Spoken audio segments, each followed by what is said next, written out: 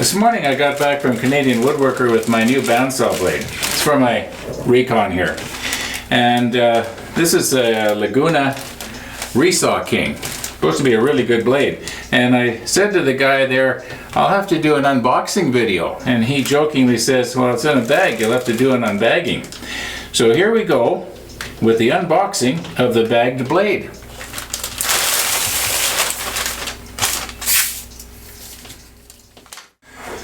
Now I actually was surprised that it didn't come in a box, because this blade is resharpenable, and if you want to send it back to Laguna in California for resharpening, you pretty near got to put it in a box.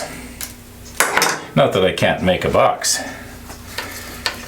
Now it's got a protective rubber sheath all the way around the whole thing, which is a good thing, because when I uncoil this, it's probably going to go spring in the wrong direction. Well, before I can get the new blade on, I got to get the old blade off.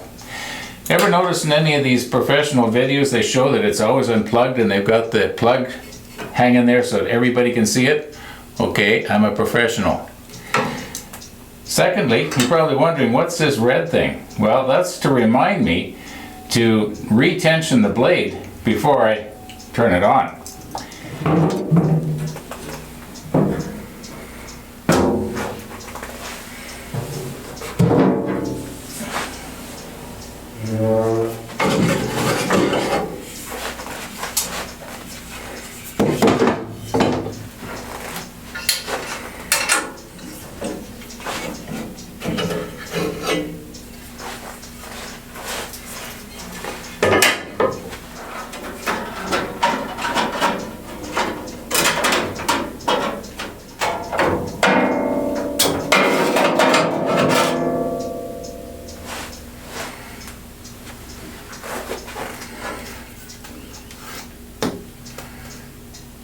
Okay, I'm going to put the gloves on.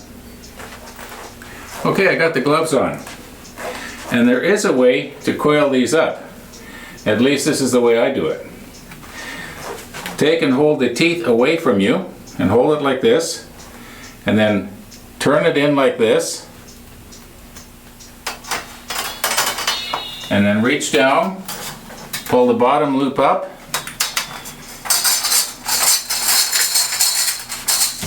works for me anyway. There might be a better way, but I don't know of it.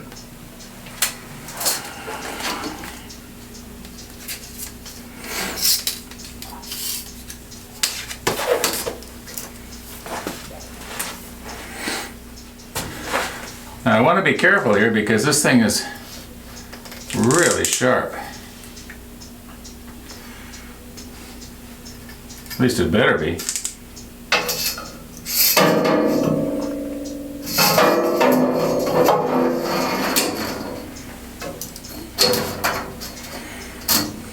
Well, it looks like it's the right size.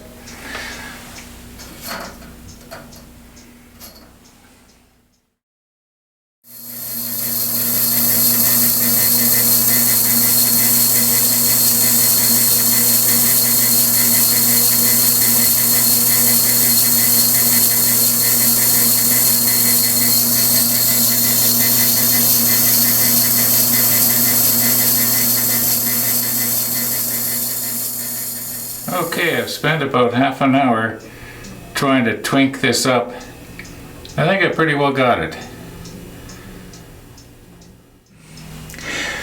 Now this is my particular preference when it comes to adjusting these bearings. I like there to be just a little bit of play.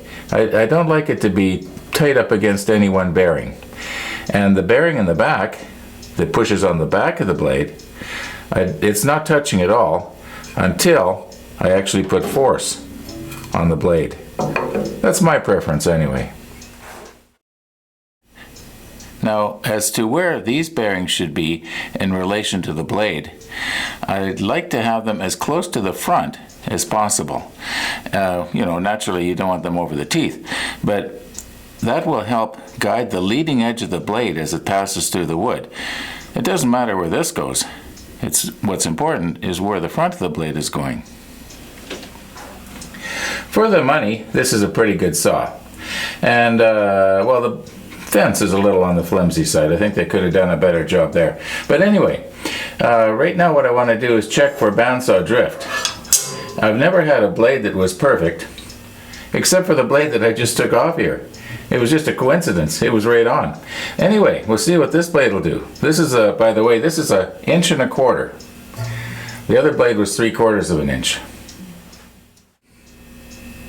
Now the way I check for bandsaw drift is I'll draw a line down a board, and then I'll run the board through the blade, and I'll keep the blade right down the line, and I'll make a mental note of how much deflection there is this way or that way, and then I'll adjust the fence accordingly.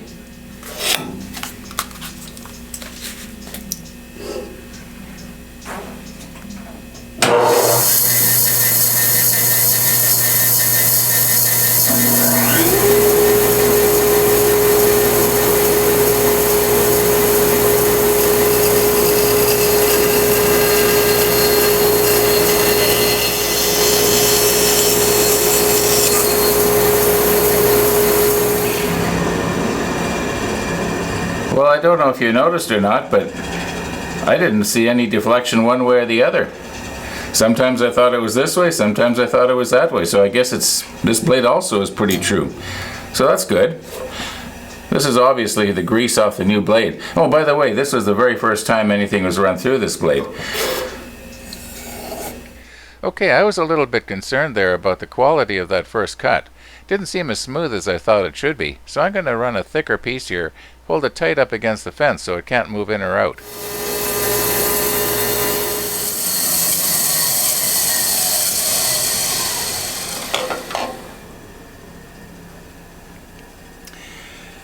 You know, I can't help but be a little bit disappointed here. Now, I was pushing that thing through fairly smoothly, and there are definitely little ridges here. It's almost like the blade is crooked. It's not the wheels on the saw, because the way it's going in and out is about the speed that the entire blade passes through. Like maybe the weld isn't right, or I don't know, maybe because it wasn't boxed, it got something dropped on it in shipping. I don't know. I'm a little bit disappointed, especially for the amount of money I paid for this thing. What are you going to do, right?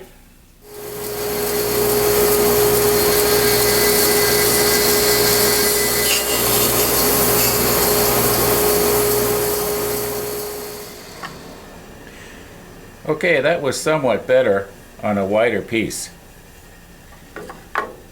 Here's a screenshot that I got off the Laguna website. They're talking about remarkably smooth. And here they say ultra smooth. Well, that's not what I'm getting. Now there's no question that it is better. It is better than the blade I took off. I guess I was expecting it to be nice and smooth like the glue line blade is on my table saw.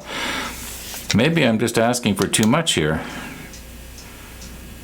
But, you know, when you shine a light on it like that, I don't know. I'm still disappointed. I've got the penny on there for a size comparison. And by the way, an American penny is just about the same size as a Canadian penny. As I've been making this video, I've been thinking about how I can solve this problem. And I was wondering if possibly, if I was to take and adjust the bearings on one side, the upper and the lower, so that they're always riding against one side of the blade, it might stop that side-to-side motion that's causing these grooves. What I'm going to do is I'm going to clean it up, try it for a couple of months, and you know, give it a fair try. You know, just running a couple of pieces of scrap through maybe isn't just being fair. So I'll do another video in a couple of months. Watch for it.